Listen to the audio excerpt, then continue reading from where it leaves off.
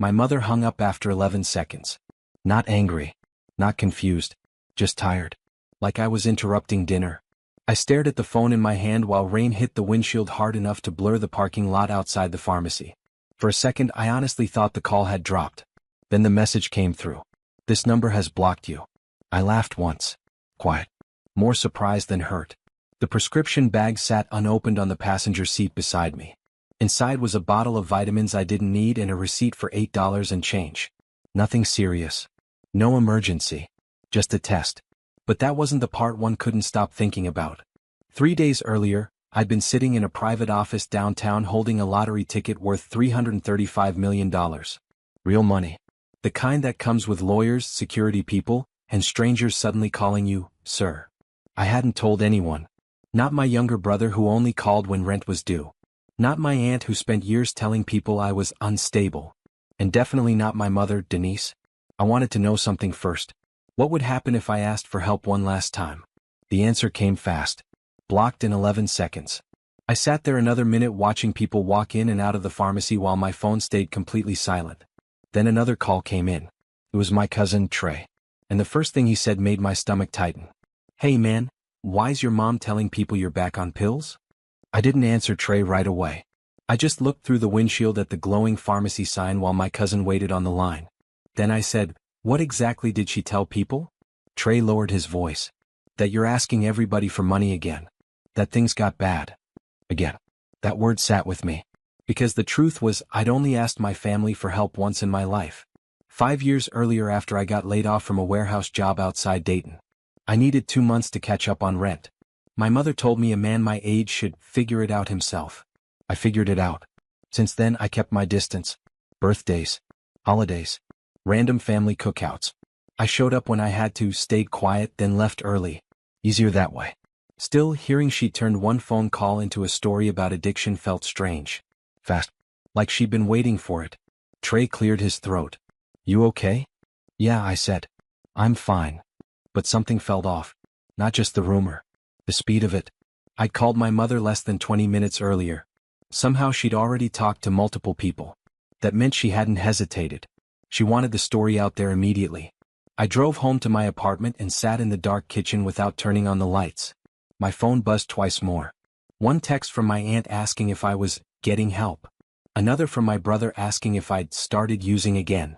I stared at both messages. Then I noticed something else. Neither one asked if I was okay. I didn't reply to anyone that night. Not my brother. Not my aunt. Not even Trey. I just sat there replaying the timing in my head. 20 minutes. That's all it took for my mother to decide I was a drug addict again. The next morning I tested something else. I sent my brother Eric a message saying the pharmacy wouldn't refill my medication unless I paid up front. I told him I was short $200. Nothing dramatic. Just enough to sound believable.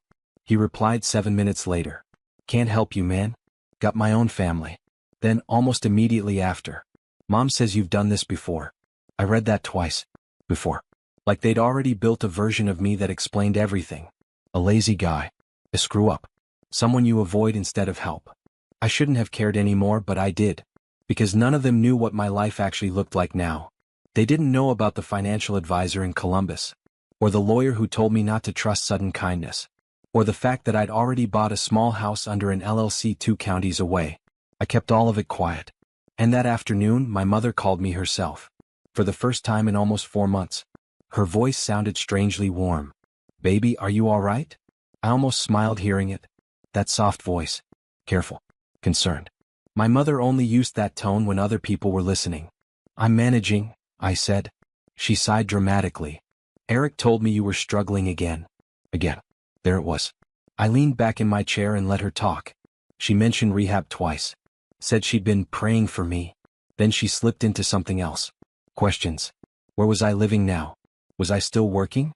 Did I have savings left? I answered vaguely. Enough to keep her talking. Then she asked the one thing that made my stomach tighten. Did you ever cash out that old lottery ticket you mentioned years ago? I froze. Not because of the question itself. Because I had never told her about the ticket. Not once. Only one person knew I'd bought it months earlier at a gas station outside Toledo. My ex-girlfriend, Vanessa. And Vanessa had spent Thanksgiving at my mother's house last year. Something cold settled in my chest. My mother kept talking, pretending nothing happened, but I barely heard her anymore. Because suddenly the rumors made sense. The fake concern. The sudden phone calls.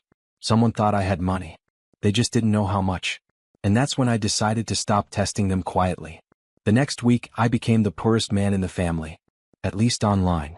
I borrowed an old sedan from my friend Marcus and parked it outside a rundown apartment complex near Akron.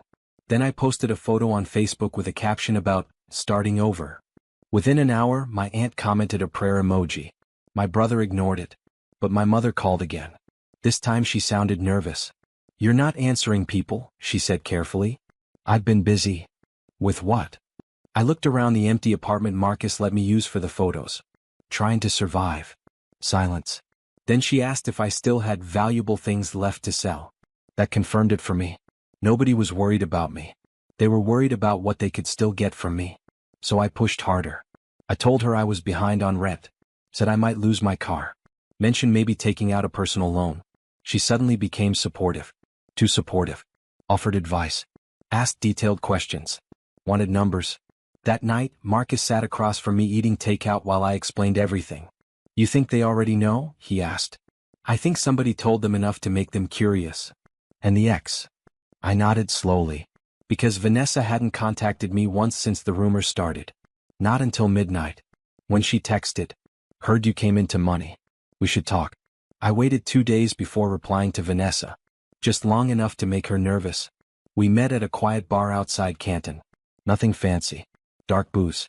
Old country music playing low enough that people minded their own business. Vanessa hugged me too quickly when I walked in. "You look good," she said. I smiled. Thought I was broke. Her face tightened for half a second. Tiny reaction. Easy to miss. But that's what I'd started noticing lately. Small things. She spent most of the night fishing for information without sounding obvious. That's where I lived now. Whether I was still working contract jobs. Whether I still gambled sometimes. Then she finally said it. "Your mom mentioned you had a lucky streak recently." There it was. I kept my expression flat. Lottery ticket almost hit last year. Nothing big. Vanessa relaxed immediately after hearing that. Too immediately. Like she'd been checking something. That confirmed the last piece for me. My own mother had been discussing my finances behind my back with my ex. And if they were already sharing information, they were probably sharing plans too. So before leaving the bar, I told Vanessa something false. I said I was meeting an investor the following Friday because I might receive a large payout. Then I watched her text somebody from the parking lot before I even reached my car. Friday came fast. I rented a private room at a steakhouse downtown and arrived early with Marcus and my attorney, Glenn Porter. Glenn looked more like a retired football coach than a lawyer, which helped. People underestimated him constantly. At 6:12, Vanessa walked in. At 6:19, my mother arrived.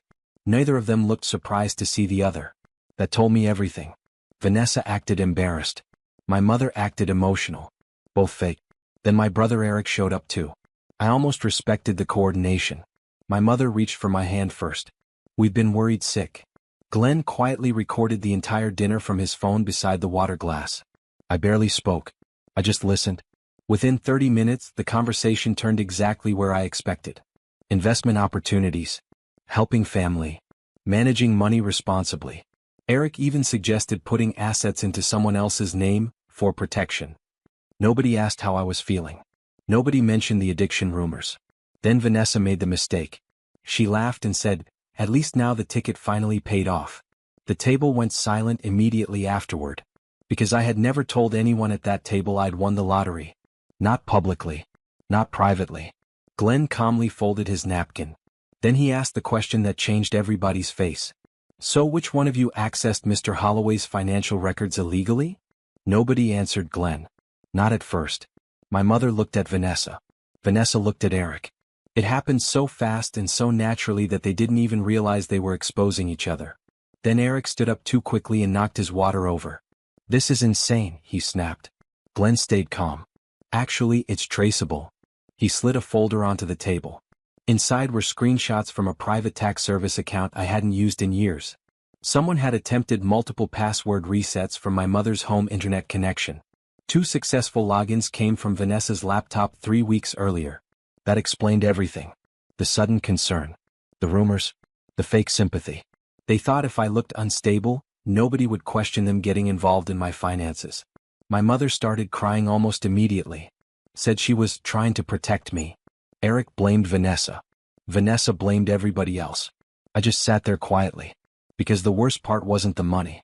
It was realizing how little it took for them to turn on me. After dinner, Glenn filed the reports. I moved into the new house 2 counties away and changed my number within the week.